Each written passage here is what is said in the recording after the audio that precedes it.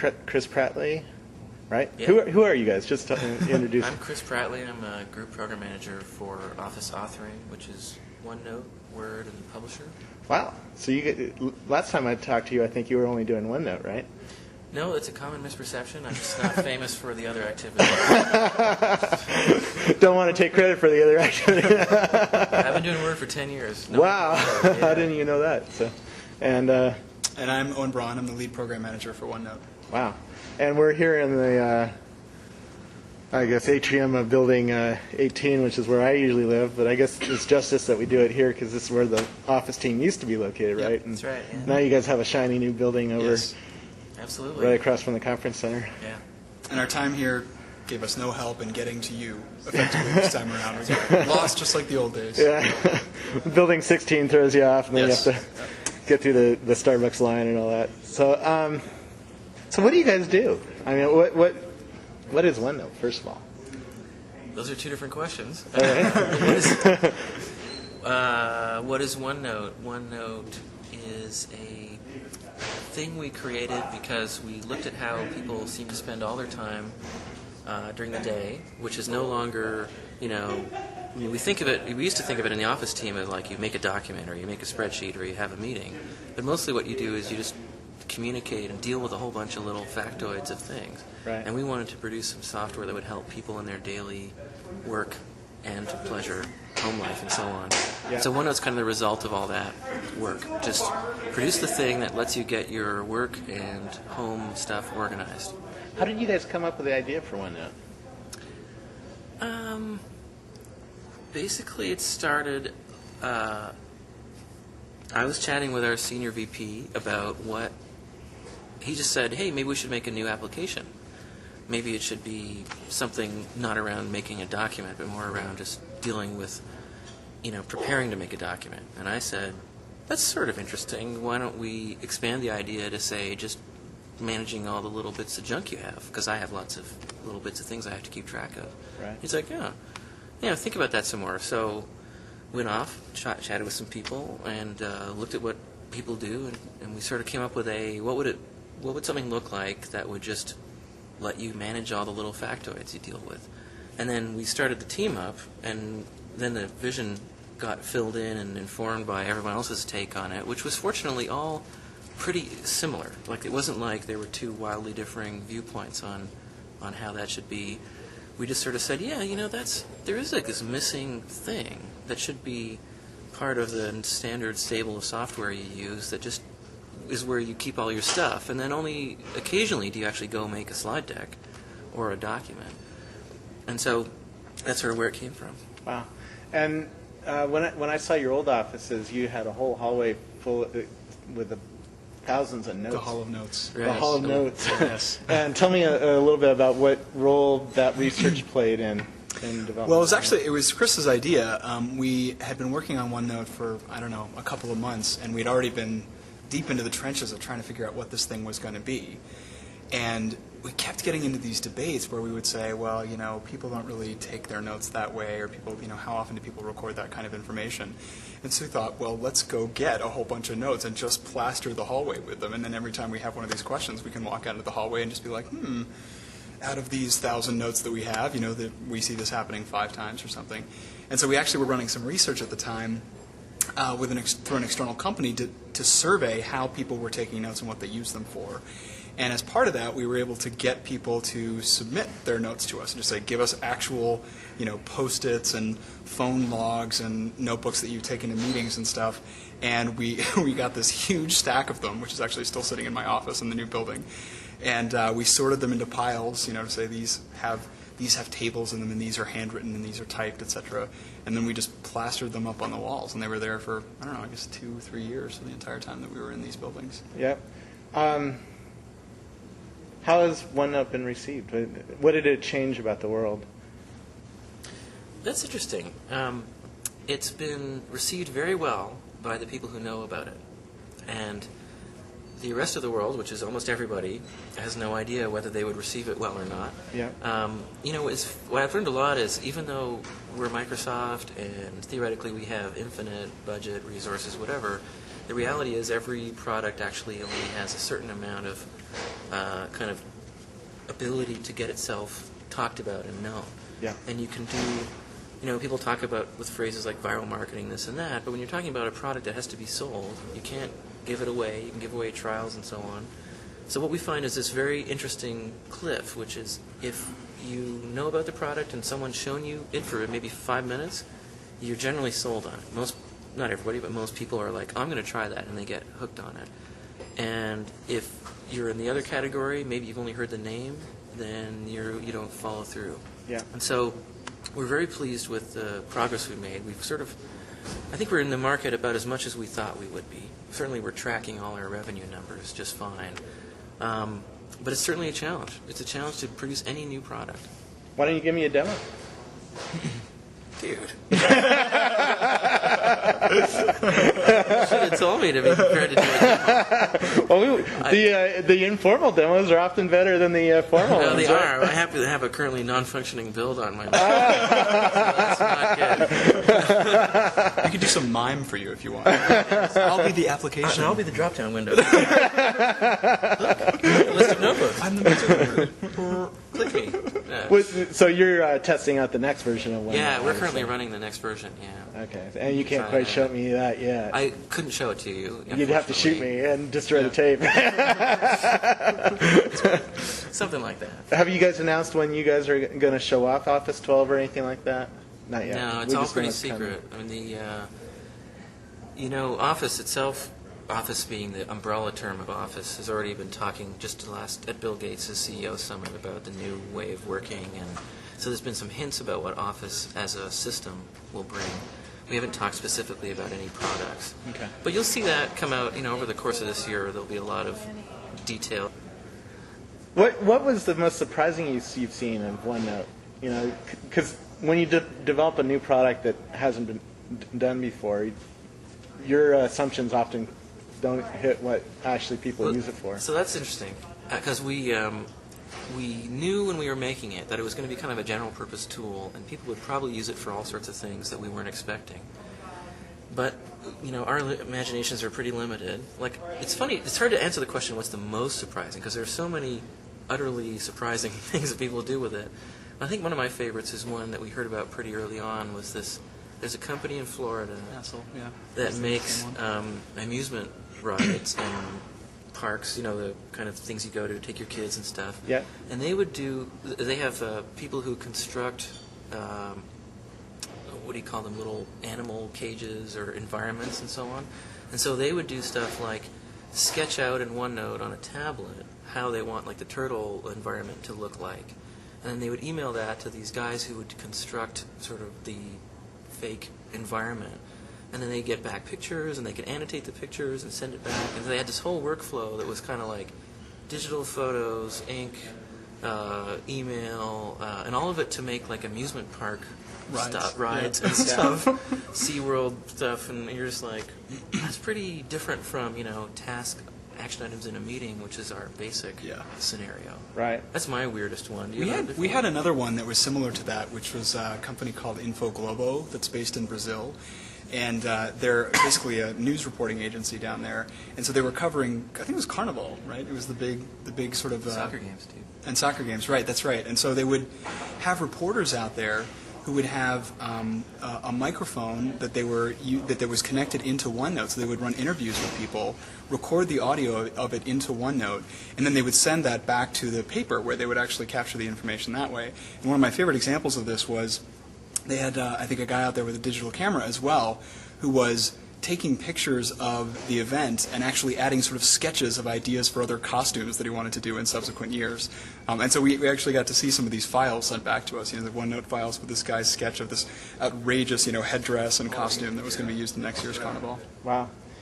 Now, one of the misperceptions, I think, of OneNote is that it's a tablet PC product, which it is one of the best tablet PC apps out there. But are you guys fighting that perception that it's only for the tablet PC, or? Yeah, it's an active challenge for us because I think 90% of our users are not tablet PC users. They use it on their desktops or on their laptops to do research or take meeting notes or whatever. I think both Chris and I have experienced this effect that when you see OneNote, if you show it to someone and you don't show them any of the tablet PC capabilities, but then after 30 minutes of that, you spend 2 minutes showing them handwriting, it's very difficult to go back to the sense of what was cool about it prior to seeing the handwriting. And so that has a natural effect of causing people to associate it very tightly with tablet PCs. But all of us use it quite actively, not typically as a tablet PC application, but just as an organizational tool, as Christian's describing, as opposed to keep stuff. The problem, whenever we talk about this topic, people always say, "Oh, so you don't think tablets are very good?" And we're like, "No. Tablets are great. We love OneNote on a tablet. We always knew when we were creating it, it would be good on a desktop, really good on a laptop, and great on a tablet." Yep. And that was always the plan. And now we have this sort of misconception that Owen's describing, and then when we try to diffuse it, people say, "Oh, so you hate tablet?" And we're like, no. Tablet is great. We love it. We're going to continue to support it. There's Office 12 right there. You're not allowed to look, but it's running on a tablet. It's no secret that we're revamping all of our ink support in our new version of OneNote to be really, really great, because we love the tablet. We put, for us, a huge percentage of the team on tablet work this time. So I don't want to make anyone feel like we don't care about it. It's totally real, but there is the other 100 million PCs out there that we also want to sell OneNote to. Yeah. And we think it's very valuable on those things too. What are the 3 things that you would, recommend people play with OneNote when they're first trying it out, when they first get it? What are the 3 coolest things? Or I'll give you one, and then Owen can give you sure. one. Yep. Note flags, I think, are really big. Everyone, when they look at OneNote, they see, oh, I can type in it, but that's kind of like Word or Notepad or something, and they don't really see how it's different from a product like Word. And the thing I like to emphasize is, in Word, you could probably make a whole bunch of different Word files. OneNote is a place that keeps everything together in one place, and when everything's in one place, you can start to do things that are interesting. Like if you flag things, note flags are just kind of a tag that you can put an icon or a label on some text. If you get in the habit of marking things as stuff you have to do, or music you want to buy, or people's phone numbers, at any time you can then run a query across all your stuff and roll up those items. Yeah. And that starts making the reason why you keep everything in one place apparent to you, and why it's much more interesting than a bunch of separate files. Yeah. So mine would probably be a feature that we added in the SP1 release of OneNote, which is called screen clipping. Yeah. And screen clippings allow you to just take a picture of what's on the screen. You basically just press the Windows key and then S, and then you'll see this sort of scrim come over your screen, and then you can drag out a rectangle or just take a picture of whatever you drag. And then it throws that into OneNote so that you can take additional notes on it. And it also sticks it on the clipboard, so you can go into email or anything else, and you can mail it to your friends. And the funniest thing is that I think we all underestimated how valuable this feature was going to be, because so many times you'll see something on your screen and think, oh, this is really cool, and I want to send it to somebody else, or this exactly explains what I was trying to show you. And it's really hard in many cases to kind of convey that with words, or to try to copy-paste the stuff out of a browser, and you get this kind of mangled version of it. And so the cool thing about screen clipping is that you get exactly what you see on the screen. Very cool. Third one? That's 2. Well, there's plenty. If you haven't tried it, then the audio or video notes are also really interesting. That was the first feature I played with. Yeah. They're not for everybody. That's why I didn't want to mention them, because the ones we just talked about everybody can use them anywhere. Yeah. Audio and video notes are this kind of mind-bending thing for most people, where they just gotta go, you mean I can just record forever, and then when I write or type things, they're linked to that media somehow, and so I can just click. We actually have people doing podcasting using OneNote now. Yeah, my book research is all done in OneNote. Oh, really? All of our interviews are done in OneNote. So as we take notes, it keeps track of that audio. So it's really... it's interesting. Like for a podcasting course, we didn't predict podcasting.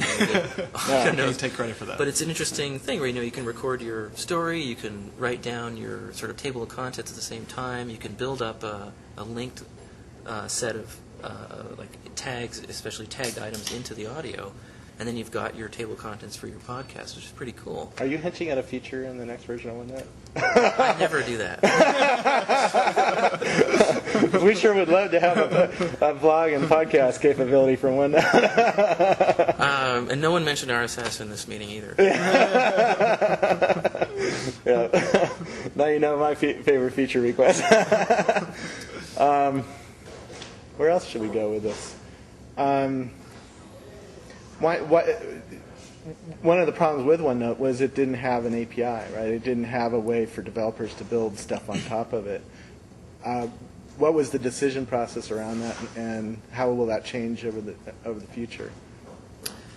Well, actually, I wrote a whole stuff in my blog on this topic, but when you're designing a new product, there's a bunch of different philosophies on how that should be done. Do you design everything you might ever want and then do it all and then ship the product? If you do that, you'll be 10 years in the making.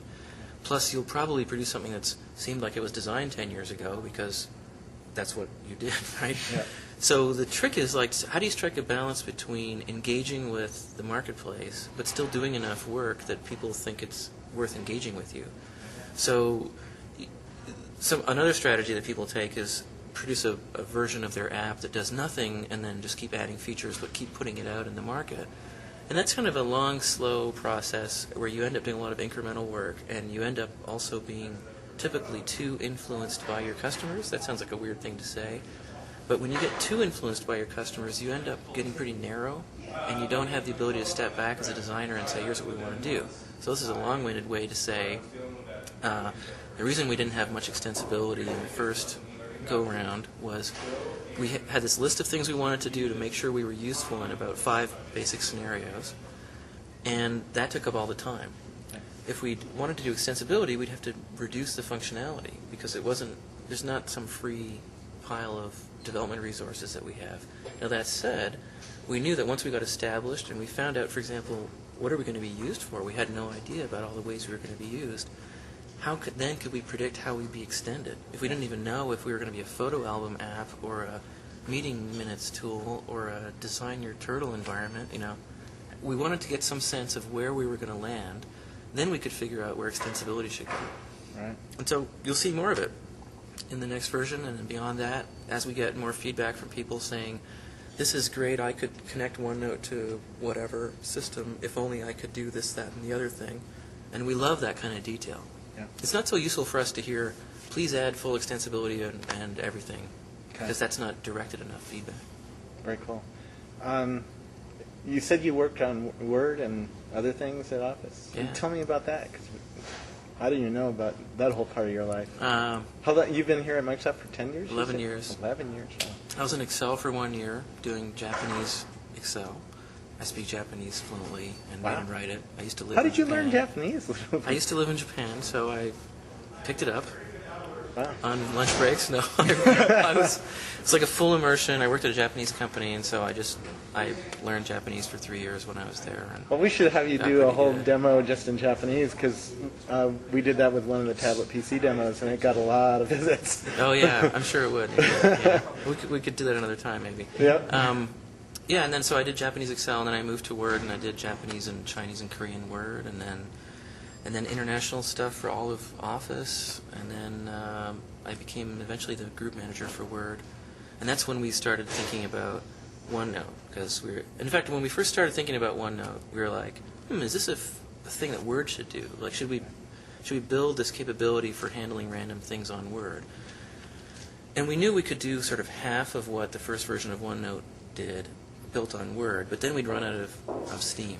Because there's fundamental things we wanted to be different. We wanted OneNote to be autosave. We wanted OneNote to be start up instantly, take you to where you were last inputting things. And those are fundamentally different behaviors from the way Word works. So at the minimum, it would be, if we built it on Word, it would be a mode of Word. And in fact, it would become an entirely different version of the way Word works, which doesn't make much sense. And then using Word gives us some short-term advantages and long-term. We couldn't do things like real-time sharing like we do now because Word's not architected for that. OneNote is. And we had all this plans for, as you're seeing, coming out in Service Pack and in the next version. And that's when we said, well, let's start up a different team because it really needs to be its own application with its own fresh start. Yeah. And so that's how I became the OneNote guy. Did you ever perceive people would be using like OneNote with Skype? Skype's an internet telephony application. Because I use that to communicate with people around the world and work on projects together. Did you ever foresee that? Well, when I wrote down podcasting 3 years ago as something we wanted to support, you can't. We sort of, well, actually, if you look at, I can't show you this, but if you look at our original vision document for OneNote, there's a line in there that says something like, obviously, real-time media-connected communication stuff will be a big part of what OneNote is because we designed it from the ground up to be this real-time shared surface.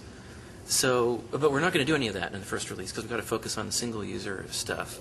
And then you saw some of that creep in our service pack, and you'll see a lot more in the next release.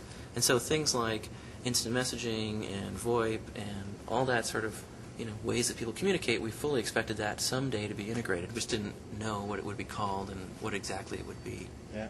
Do you ever see a day when OneNote kills off Word?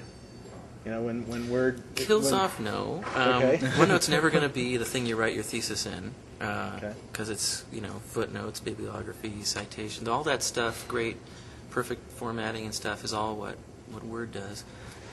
We totally expect OneNote to take away some of the uses of Word. Word is like a hammer that people use for everything, right? You can take notes in it, sure, but OneNote's better. So we expect OneNote to eat away at the uses of Word for things that Word's not very optimized for. Yeah. And Word will always retain its main design point of being a place you make documents in. Yeah. Since you guys I think you're the first Office interview I've done. How is working in Office different than how you perceive working in other parts of Microsoft? Well, let me check with Central Command. That's the big difference. No, there's no Central Command. No. Office is, the reason I love working in Office is it's very well managed, is the best way to describe it. It's a machine designed to build things that people want and ship them on a regular schedule. You can make other criticisms of Office, but that's what it's about. So if you're an engineering kind of guy like we are, the pleasure of working in a stable environment with enough resources to realize what you want, and not too much so you don't do stupid things. You just do what matters. And be able to do it regularly without worrying about getting canceled or reorged or whatever is great. Like, it's a rare place to be. Are you guys hiring? We're always hiring. Yeah. Everybody is around here Yes. lately. If you know C++ and you want a job. How has development for you guys changed in the past few years since you started your careers? I'll actually jump in here if you want to. So one that's probably particularly relevant to this audience is that it's been really amazing to see the impact of blogs on the way we work.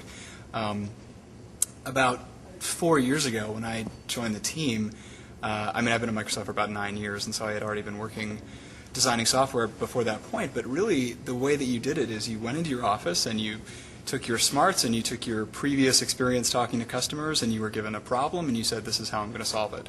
And your first opportunity to find out anything about how it worked came much, much, much later, and many other decisions had been made at that point. And so the kind of customer engagement that we can do today is actually very different and it's much closer touch. I think it's much more satisfying for us because Chris has experienced this a lot directly by writing a blog that's had a lot of OneNote entries in it, and it's actually a significant source of feedback for us. We hear a lot of things back from people, rants and raves, in the sort of the talk back to Chris's blogs, and we also have news groups and other mechanisms available that have been around for some time. But it provides this sort of dialogue that's very immediate, and it's very satisfying for you as a designer because whether it's a rant or a rave, getting that kind of feedback more quickly, from a broader audience is really, really interesting. So that's had a significant impact on the feedback cycle that we get and how quickly we can respond to things. All right. How about you? How is the world? I stole his. Yeah, that was my own answer. I would guess security plays into that, right? In 11 years, the focus here at Microsoft on security. Yeah, if you want to broaden it beyond OneNote, absolutely, yeah. I mean, certainly OneNote has security concerns too, but one thing is coming a bit out of our shell. We've always thought of ourselves as very customer-focused as Office, but having better linkages electronically and also just making more effort to go see people. We've always done that, but now we try to do it even more to figure out what people really want. Security's being a huge thing. It just sort of, it's always been like, we got to worry about security, and then it's flipped around to thou shalt be concerned about security. Then you can get around to doing your actual feature work after you've done the security rather than the other way around, which was yeah, we'll fix big security bugs when they come up, but, whatever. That's a tough question to answer. It's hard for me to say instantly what's really different. Office is a lot about continuum, Yeah. It's about stability.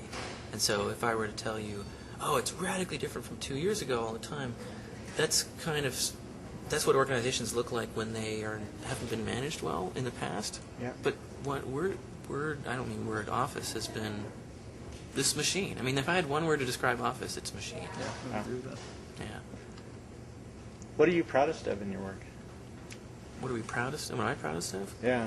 Like if you had an MVP here for the first time. I think the thing I'm most proud of is in the OneNote team, and it's our ability to do what people want. Like, there's nothing more exciting to me than when I meet people and they say, I wish you could do this, this, and this, and you say, we do it in our new release coming out like next week or something. Like Service Pack 1 was like that for me, just this total customer response thing, you could just immediately say to people, all the things you want us to fix, we've already done. For a lot of people, it would be everything. And then they would say, I can't believe it, you've fixed everything.